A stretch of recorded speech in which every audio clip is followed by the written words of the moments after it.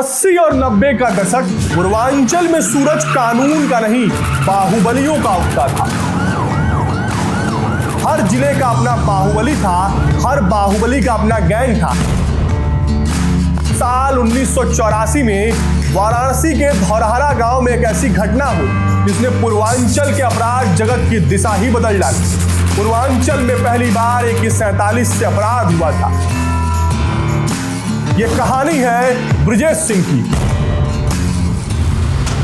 अपराध जगत में एंट्री और त्रिभुवन ब्रजेश गैंग के बढ़ते दबदबे के साथ ही दूसरे स्थानीय गिरोहों के साथ उनकी वर्चस्व की जंग शुरू हो गई। यहीं से नींव पड़ी ब्रजेश सिंह और मुख्तार अंसारी की बहुचर्चित दुश्मनी की।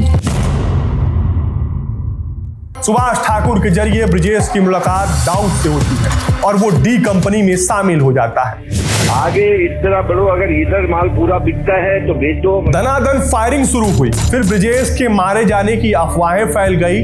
ब्रजेश सिंह नाम और पहचान छुपाकर भुवनेश्वर में अरुण कुमार बनकर रह रहा था।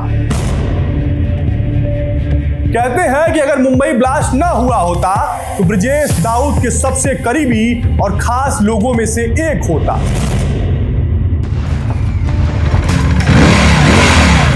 कोई अगर इंफॉर्मेशन मेरे को गलत दे तो उसमें मिल जाएगी। आगे इस तरह बढ़ो, अगर इधर माल।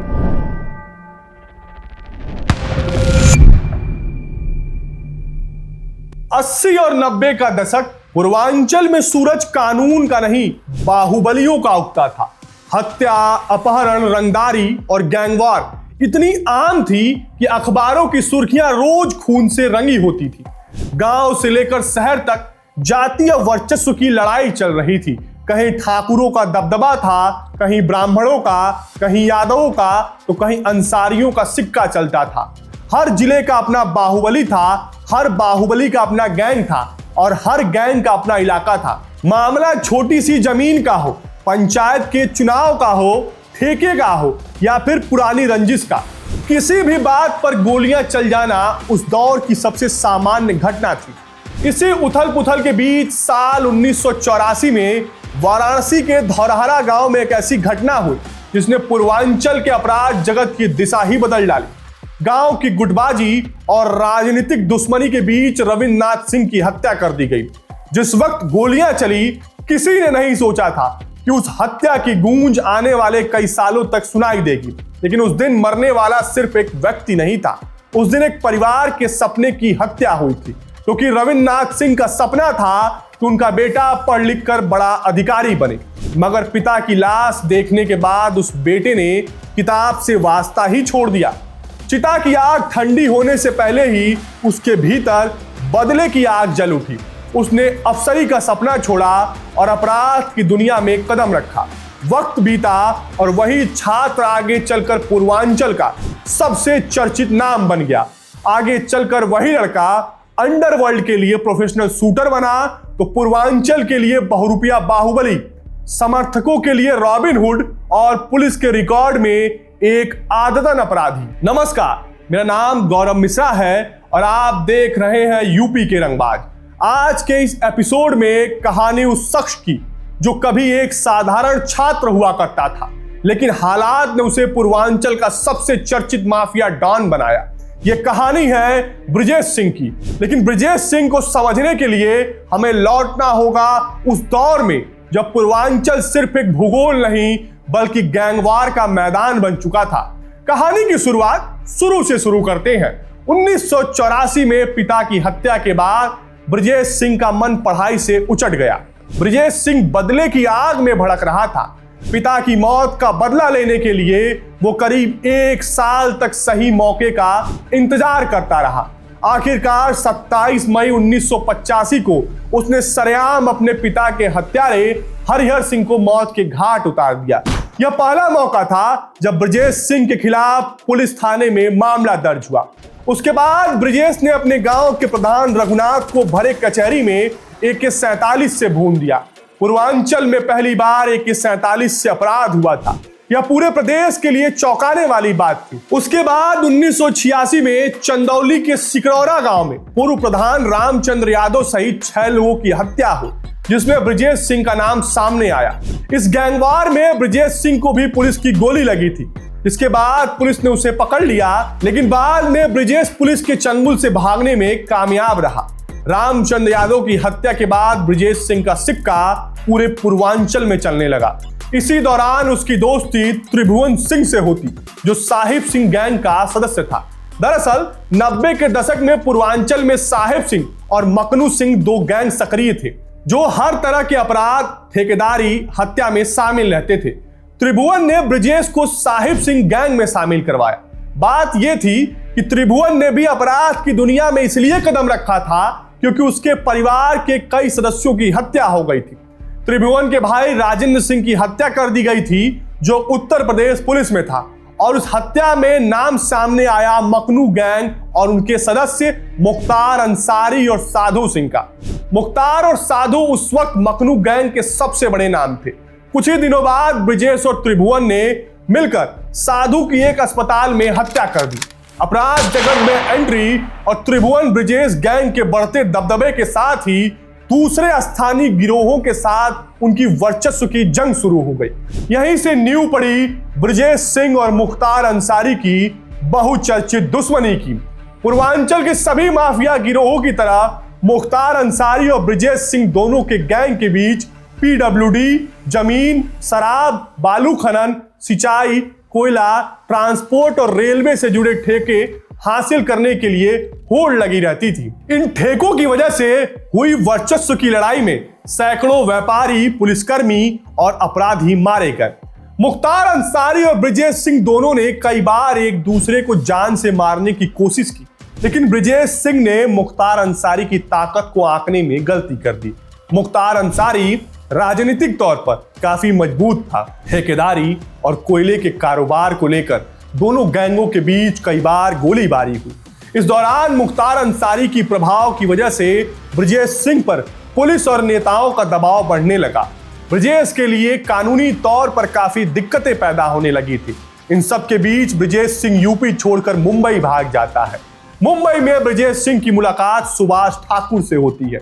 सुभाष ठाकुर खुद एक अपराधी था, जिसका ताल्लुक अंडरवर्ल्ड के डॉन दाऊद इब्राहिम की गैंग से था।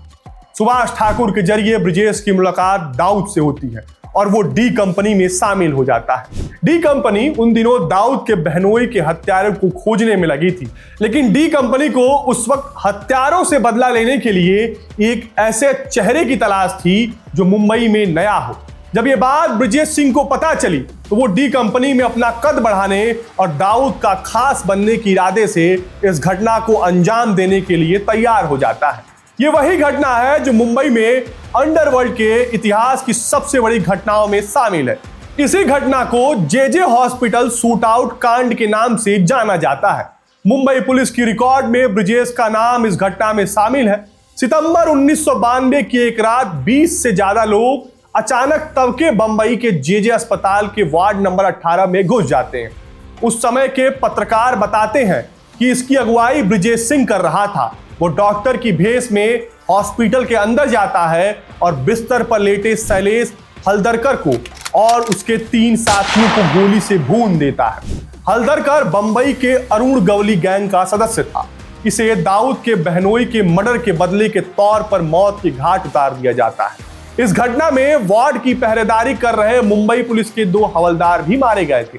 जेजे अस्पताल शूटआउट में पहली बार AK-47 का इस्तेमाल कर 500 से ज्यादा गोलियां चलाई गई थी। घटना के बाद ब्रजेश सिंह पर टाडा के तहत लंबा मुकदमा चला और सितंबर 2008 में उन्हें सबूतों की कमी की वजह से छोड़ दिया गया। लेकिन इस मामले ने ब्रजेश सिंह को पूर्वांचल में एक गैंगस्टर वाली पहचान से निकालकर पूरे देश में एक बड़े डॉन के तौर पर स्थापित कर दिया था। उस दौर में क्राइम कवर करने वाले पत्रकार बताते हैं कि इस घटना के बाद ब्रजेश से दाऊद काफी खुश रहता था और इनके बीच नजदीकियां भी बढ़ने लगी थी। लेकिन इसी बीच 1993 में मुंबई ब्लास्ट हो जाता है। कहते हैं कि अगर मुंबई ब्लास्ट ना हुआ होता तो ब्रजेश दाऊद के सबसे करीबी और खास लोगों में से एक होता। लेकिन 1993 के बाद डी कंपनी के ज्यादातर लोग मुंबई छोड़ देते हैं और दाऊद भी देश छोड़कर चला जाता है। जिसके बाद ब्रिजेश सिंह डी कंपनी से दूरी बना लेते हैं, लेकिन जरायम की दुनिया में उसकी सक्रियता कम नहीं हुई। इस कांड ने ब्रिजेश सिंह का रुतबा रसूख जरायम की दुनिया में इस कदर बढ़ा दिया कि मुख्तार अंसारी भी ब्रिजेश सिंह के नाम से खौफ खाने लगा, क्योंकि तब तक मुख्तार अंसारी ने तो ख्वाब में भी नहीं सोचा था कि उसके सामने जरायम की दुनिया में उतरा नई उम्र का लड़का ब्रिजेश सिंह दाऊद के कुनबे तक इतनी जल्दी जा पहुंचेगा। यहीं से कहते हैं कि ब्रिजेश सिंह से अपनी जान बचाने के लिए मुख्तार ने सफेद पोश का लबादा ओढ़ने की कोशिश तेज कर दी। दाऊद का साथ छोड़ने के बाद ब्रिजेश सिंह ने अपना कुनबा बढ़ाने के लिए और मुख्तार को पीछे छोड़ने की ललक में ब्रजेश त्रिभुवन की जोड़ी ने कदम बढ़ा दिया तब के बिहार और आज के झारखंड की ओर। ब्रजेश सिंह ने धनबाद के पास झरिया का रुख किया। वो वहां के बाहुबली विधायक और कोयला माफिया सुरदेव सिंह के कारोबार की देखभाल करने के लिए उनके शूटर की तरह काम करने लगे और 6 हत्याओं में नामजद भी हुए। 2003 में सुरदेव के ही बेटे राजीव रंजन सिंह के अपहरण और हत्याकांड में मास्टरमाइंड के तौर पर ब्रजेश सिंह का नाम आया।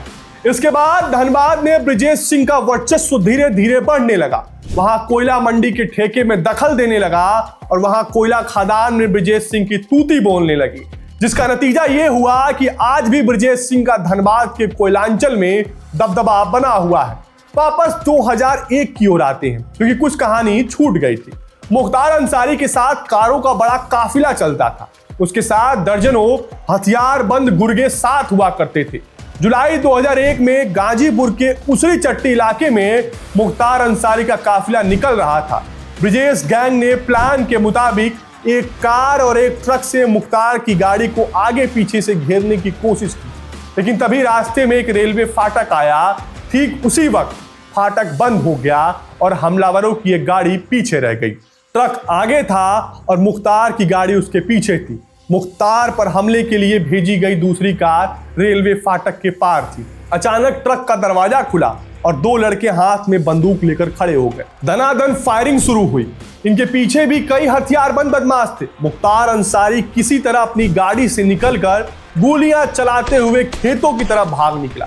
कहते हैं कि इस दौरान उसने 2 हमलावरों को ढेर भी किया था और मुख्तार के 3 आदमी भी इस हमले में मारे गए।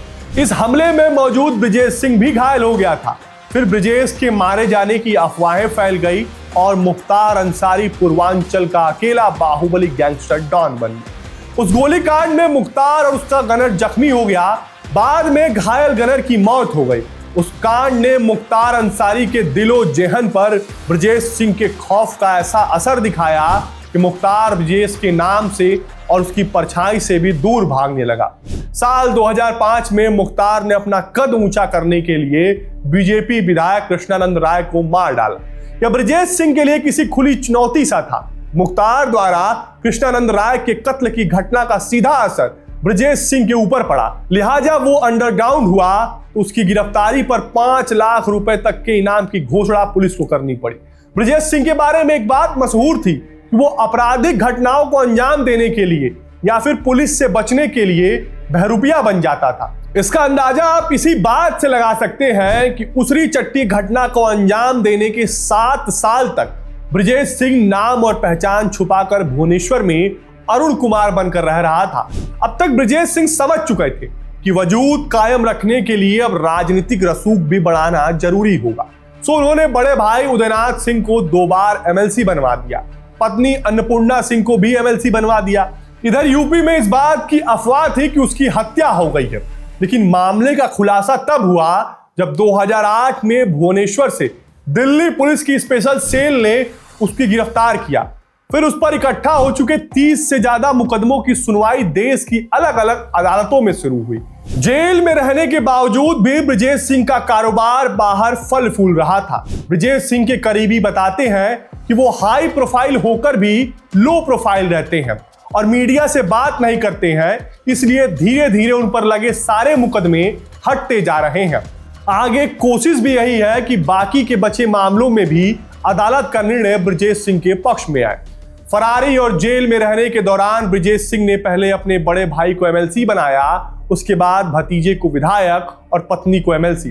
हालांकि समय के साथ चाचा ब्रजेश सिंह और भतीजे सुशील सिंह के रिश्ते कभी खट्टे कभी मीठे रहे। ब्रजेश सिंह सांसद का चुनाव लड़ना चाहते हैं।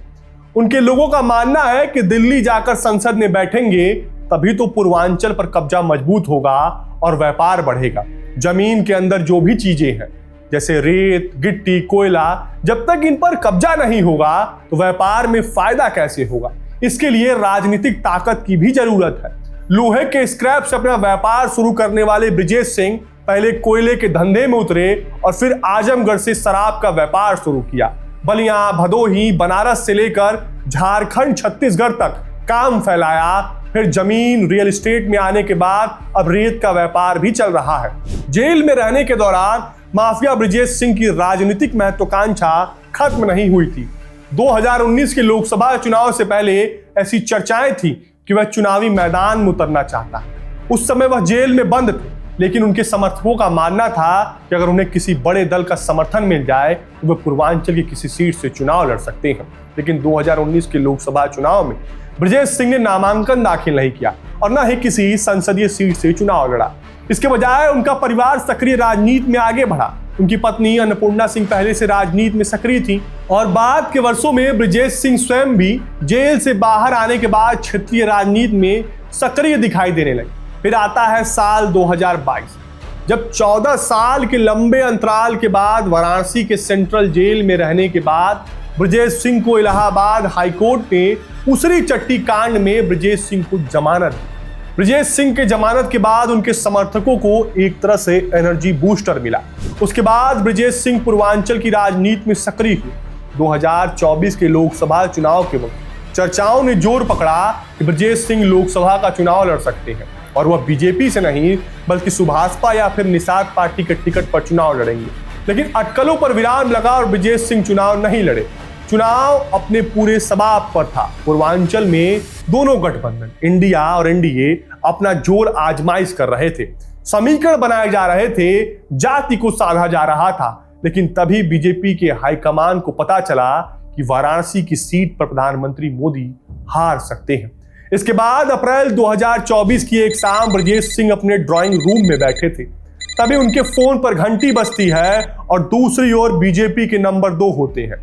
दूसरी ओर से आवाज आती है, ब्रजेश बनारस में सक्रिय हो जाओ नहीं तो नुकसान हो जाएगा।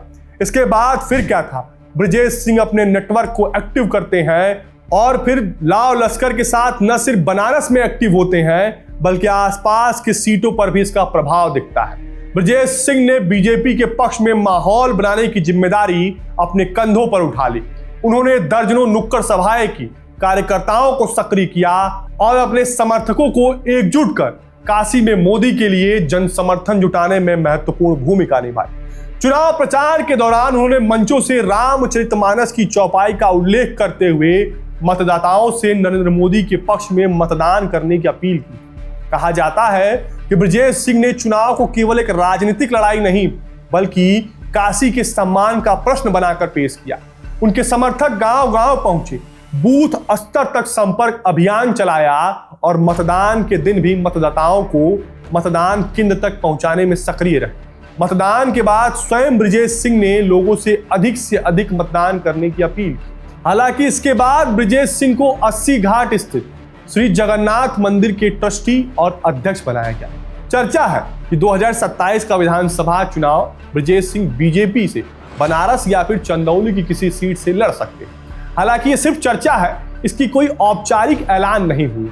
लेकिन 2027 की विधानसभा के लिहाज से ब्रजेश सिंह एनडीए के लिए बहुत महत्वपूर्ण रहने वाले हैं। ब्रजेश सिंह को जानने के लिए आप जितने पन्ने पलटेंगे अपराध की दुनिया में मौजूद उन पर मौजूदा किताबों का वजन उतना ही और ज्यादा भारी होता जाएगा। लिहाजा अंत में बस यह जान लेना काफी होगा कि आज भी ब्रजेश सिंह के नाम से अच्छों की घिग्गी बन जाती है। उस ब्रजेश सिंह का काला कारोबार शांति से चल रहा है। ब्रजेश सिंह के अपनों की माने तो उनके मुताबिक ब्रजेश सिंह अपनों के लिए भगवान है। आज ब्रजेश सिंह के समर्थक उन्हें गरीबों का मसीहा बताते हैं तो विरोधी उन्हें अपराध की उस संस्कृति का प्रतीक मानते हैं जिसने पूर्वांचल को दशकों तक खून और खौफ के साये में रखा। सच क्या है इसका फैसला इतिहास करेगा, क्योंकि पूर्वांचल में कहावत आज भी सुनाई देती है। ब्रजेश सिंह को समझना आसान नहीं है। वो कहानी भी है, किरदार भी है और एक ऐसा नाम भी जिसके बारे में हर आदमी की अपनी अलग राय है। अगर वीडियो पसंद आया हो तो लाइक, शेयर और चैनल को सब्सक्राइब करना मत भूलिएगा। बाकी मिलते हैं अगले एपिसोड में पूर्वांचल के एक और ऐसे चेहरे के साथ जिसकी कहानी सत्ता, संघर्ष, अपराध और राजनीति के बीच लिखी गई हो। फिलहाल के लिए इतना ही। अब मिलते हैं एक अगली वीडियो में। नमस्कार।